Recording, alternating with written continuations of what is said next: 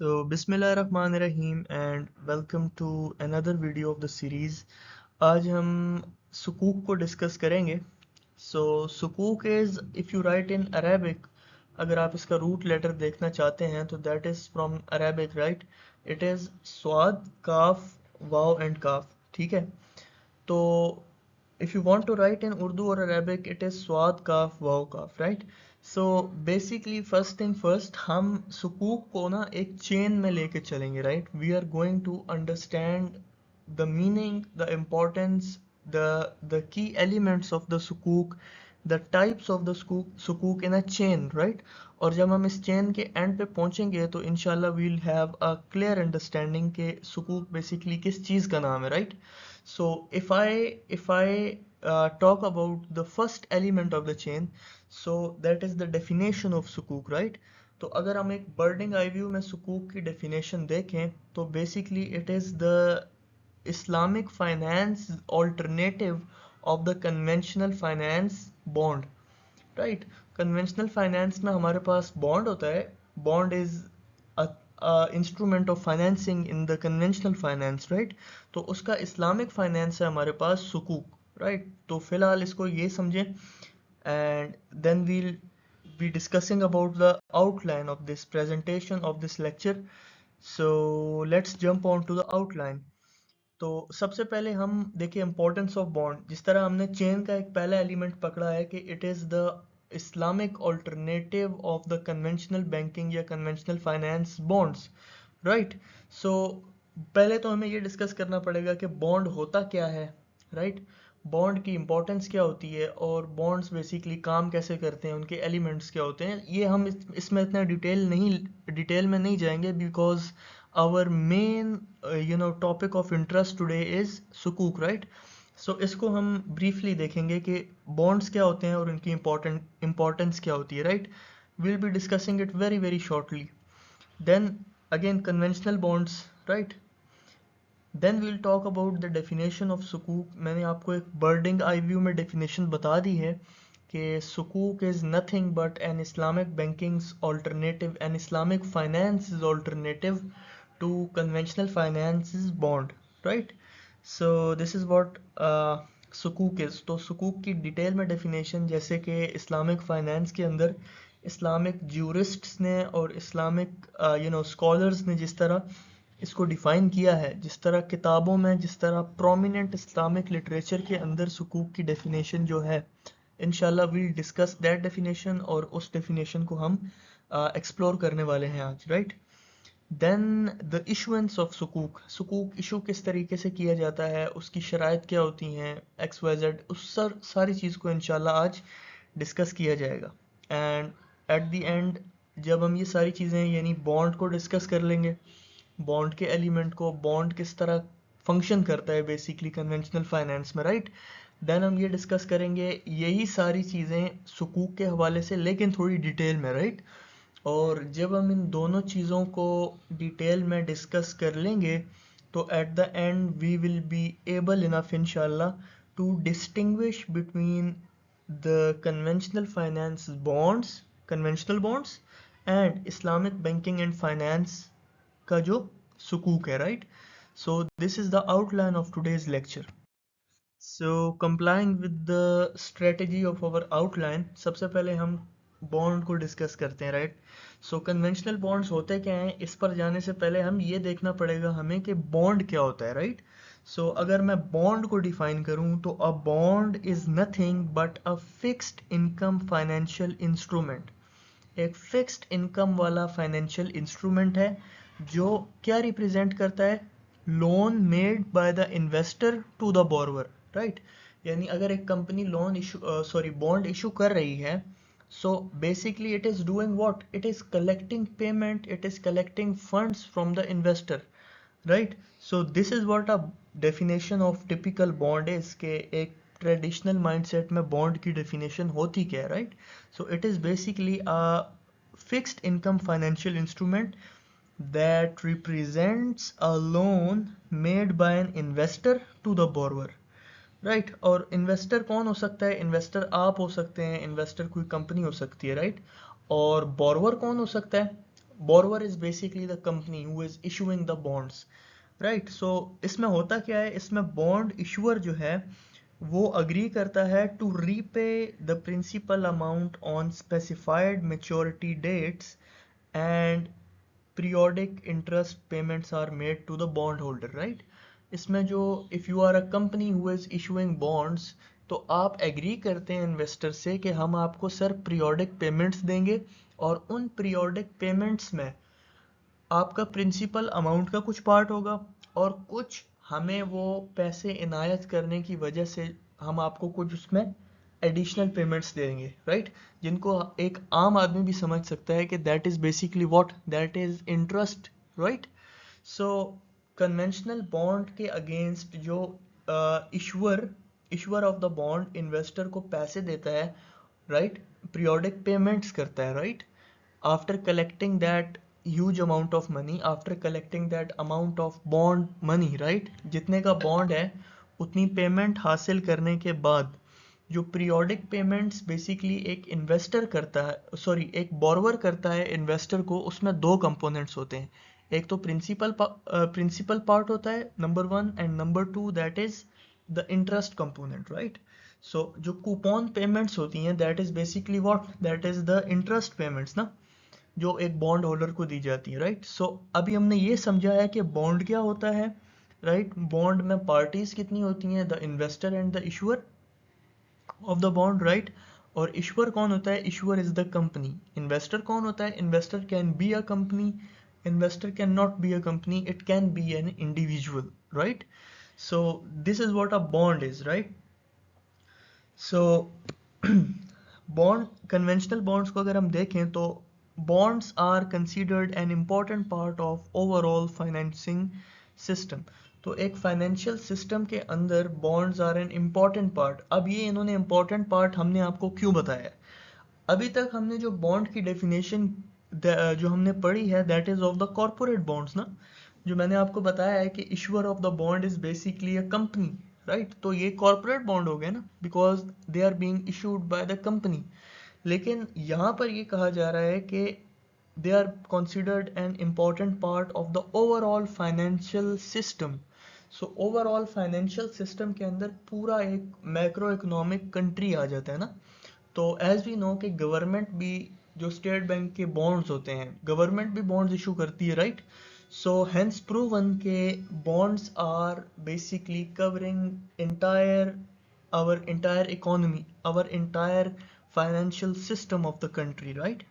Then dealing in financial bonds is not permissible according to Islam because of two aspects. अब conventional bonds की एक typical bond की definition मैंने आपको बताई, और मैंने आपको ये बता दिया है कि उसमें दो कंपोनेंट्स होते हैं, एक तो प्रिंसिपल कंपोनेंट और देन कूपन पेमेंट्स, जिसको हम क्या कहते हैं, the interest component, right. So इसी वजह से as you can see on the screen in the second point, dealing in the conventional bonds is not permissible according to Islam because of two aspects, right? एक aspect तो हमने समझ लिया, because of interest payments, right. They represent a portion of debt payable by the issuer, earning any kind of profit on debt falls under the category of रिबा, right. Again वही चीज कि coupon payments क्या होती हैं हमारे पास, they are basically the virtue that the company is paying you for giving the company a lump sum amount of money, एक पूरा पैसा उसको देने के लिए जितने का बॉन्ड था, तो वो आपको बेसिकली एक इनाम के तौर पर थोड़ा सा वो रकम डाल के दे रहे हैं। So according to Islamic finance, earning money upon money is basically haram because it falls under the category of riba, right? So पहली वजह ये है कि due to debt, dealing in conventional bonds is not permissible in the eyes of Sharia. Then Islam prohibits the trading of debts as it involves गरर, right? So आपने may be एक concept सुना होगा गरर कसीर का, right? गरर कसीर means high uncertainty, right? Uncertainty means fluctuation in the prices, or uncertainty can be any kind of uncertainty, right? So as an example of uncertainty मैं अगर आपको बताऊं, गरर कसीर में अगर आपको समझाने की कोशिश करूं बेसिकली, कि इसमें इन्वेस्ट करना, कोई भी ऐसी सिक्योरिटी में इन्वेस्ट करना बेसिकली जो हाईली अनसर्टेन हो, तो बेसिकली वो क्यों अलाउड नहीं है, राइट? क्योंकि वहाँ पर पैसा डूबने का खतरा होता है, simple as that. If you talk about crypto currency, तो इस्लामिक फिक के अंदर, इस्लामिक शरिया के अंदर, dealing in the crypto currency is हराम. Why it is haram? Because the fluctuation, the price of that Bitcoin or any kind of cryptocurrency can shoot at any instantaneous movement up to the boom, and can shoot at any instantaneous movement up to the depth, right? Up to the depth, right? So मतलब कि वो किसी भी लम्हे, दिन के किसी भी लम्हे वो ऊपर शूट करके जा सकती है आसमान की बुलंदियों तक, और then again at any instantaneous point of time वो शूट करके ज़मीन की गहराई में जा सकती है, right? So due to high uncertainty that bitcoin is हराम, right? That dealing in crypto currency is हराम बेसिकली. सो इस्लाम के अंदर एक सर्टेन अमाउंट से, जाहिर बात है, अब we can not delete uncertainty from any investment. Even Islamic investments के अंदर भी अनसर्टेनिटी होती है, राइट? इस्लामिक इन्वेस्टमेंट्स के अंदर, इस्लामिक इंस्ट्रूमेंट्स के अंदर भी अनसर्टेनिटी होती है, लेकिन अनसर्टेनिटी एक सर्टेन लिमिट से ज़्यादा नहीं होनी चाहिए. This is what I mean to say, right? So इस्लाम prohibits trading of debts as it involves गरर. गरर means uncertainty. So now coming on to our main topic, that is sukuk, right? तो अगर हम सुकूक की बात करें तो सुकूक का जो लफ्ज़ है, it is basically N Arabic word, और ये प्लूरल है ऑफ द वर्ड सक.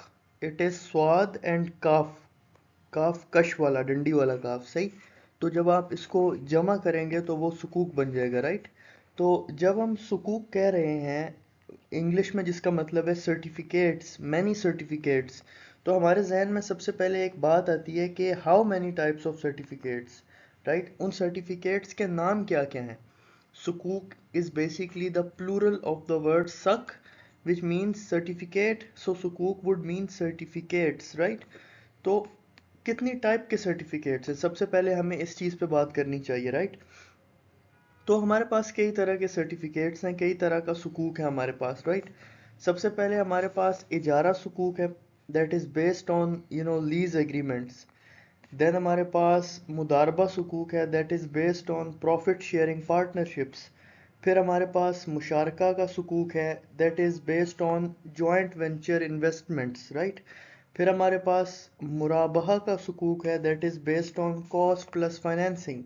और आखिर में हमारे पास इस्तिस्ना को सुकूक है, that is used for project financing and manufacturing contracts. सो ये हमारे पास एक ओवरऑल हमारे पास एक जहन में हमारे पिक्चर आ गई कि सुकूक means certificates, many certificates, and those many certificates you know they cover other aspects of the Islamic finance as well, जो हमने आज से पहले डिस्कस किए हुए हैं, यानी इजारा, मुदारबा, मुशारका, मुराबा और इस्तिस्ना, राइट? तो ये चीज़ें जो है सुकूक इन चीज़ों को भी कवर करता है, इन चीज़ों के ऊपर भी एक अपना अम्ब्रेला रखता है, right? So we can have the सुकूक of any of these Islamic finance tools. तो इनमें से किसी का भी सर्टिफिकेट हो सकता है, राइट?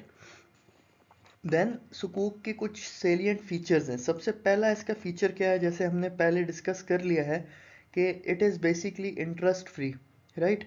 सेकंड, जैसे हमें पता है कि Islamic banking is basically asset based banking, right? It is not money based banking, it is basically asset based banking system.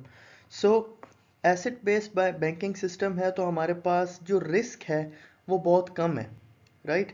और जो रिटर्न है हमारा, that is dependent on the working of that asset, right? जो आपने पैसे दिए हैं for example, जिससे इस्लामिक बैंक ने या एक कंपनी ने एक एसेट ख़रीदा है मिसाल के तौर पर, right?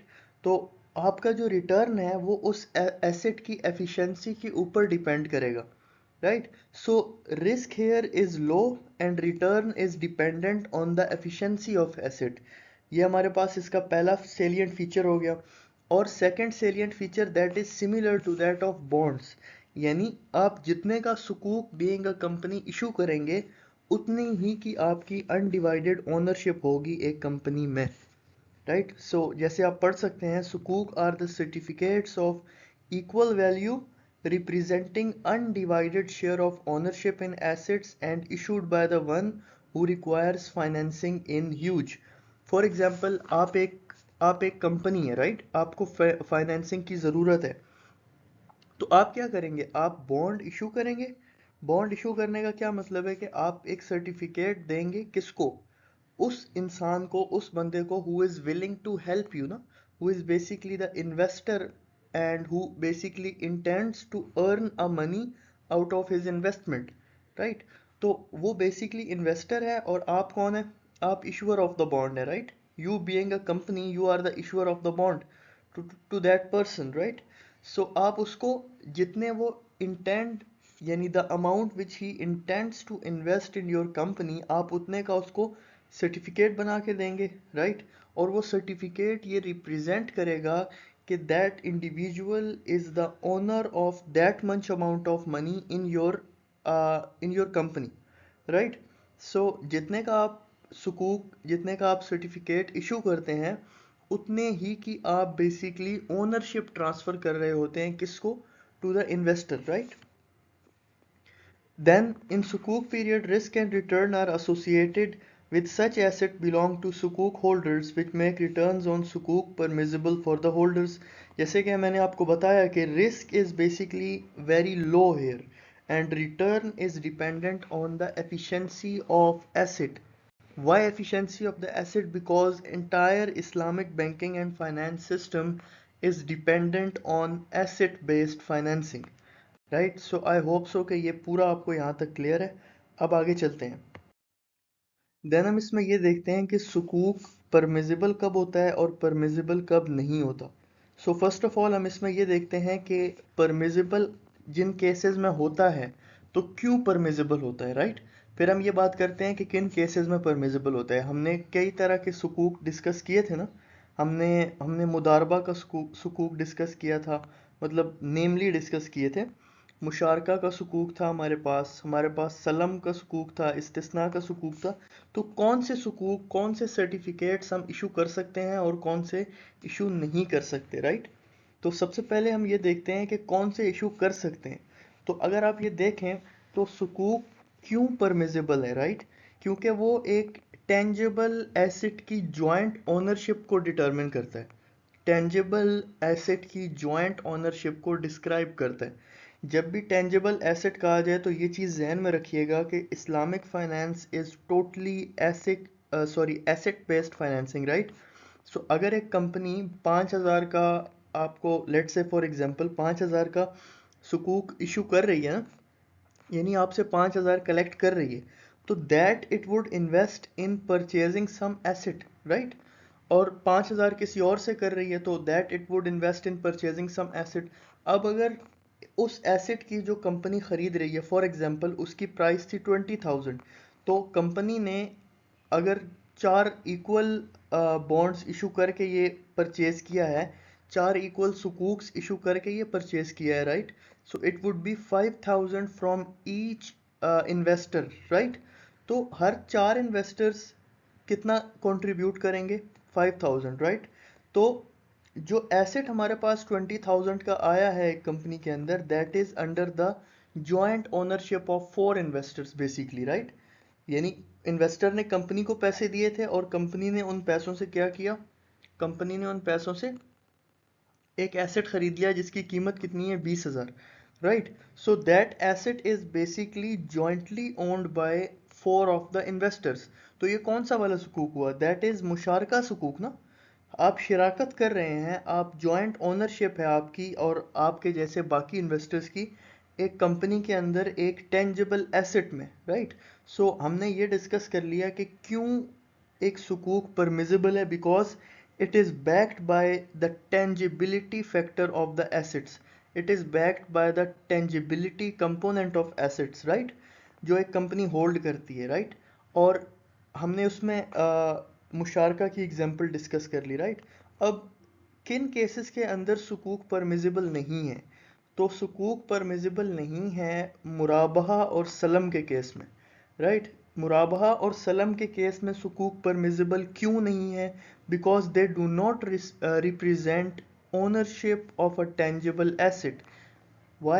Instead, they represent debt or receivables which make them similar to conventional loans.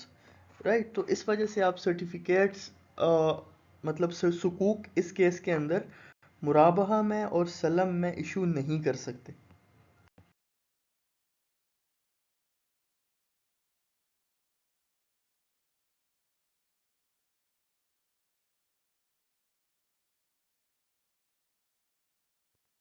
अब हम ये देखते हैं कि एक कंपनी इस्लामिक सुकूक इशू कैसे करती है, राइट? तो इसमें सबसे पहले there are certain steps involve in this. तो स्टेप बाय स्टेप हम इन चीज़ों को डिस्कस करते हैं। तो सबसे पहले स्टेप नंबर 1 में हमारे पास क्या होगा? फॉर एग्जांपल हमारे पास एक ABC लिमिटेड कंपनी है और it wishes to purchase a new asset and plans to raise finance through the issuance of Islamic सुकूक, राइट? मतलब जिस तरह हमने पहले अभी डिस्कस किया ना कि वो जो हमारे पास 20,000 वर्थ का एक टेंजिबल एसेट था जिसकी जॉइंट ओनरशिप थी, राइट? वो मुशारका का केस था ना। तो अभी हम ये देखते हैं कि हमारी इस इलस्ट्रेशन में हम आइडेंटिफाई करने की कोशिश करेंगे कि किस टाइप का सुकूक हमने यूज़ किया है फाइनेंसिंग लेने के लिए, राइट? तो सबसे पहले हमारे पास एक कंपनी है जो नया एसेट ख़रीदना है उसको, और वो फाइनेंस रेज करना चाहती है, वो पैसे कलेक्ट करना चाहती है, इन इजी वर्ड्स इस्लामिक सुकूक को इशू करके, राइट? तो वो क्या करेगी सबसे पहले? पहला प्रैक्टिकल स्टेप जो एक कंपनी लेगी इस्लामिक सुकूक को इशू इशू करने के लिए, वो क्या होगा?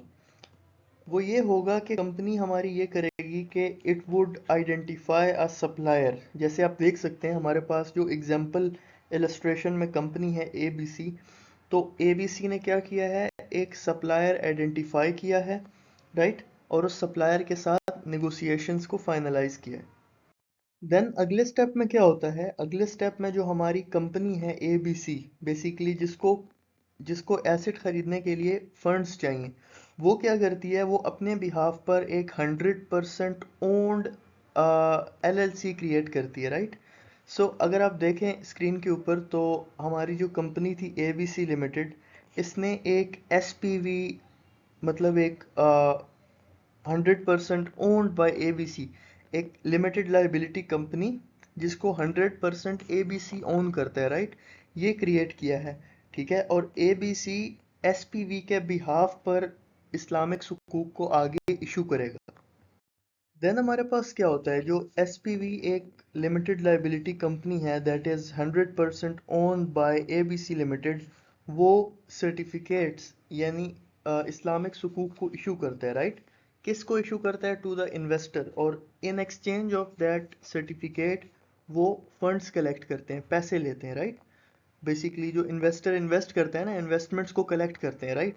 फिर इन इन्वेस्टमेंट्स को यूज़ करते हैं, जो SPV है हमारी, इन इन्वेस्टमेंट्स को यूज़ करती है वो सप्लायर को पेमेंट्स करने के लिए।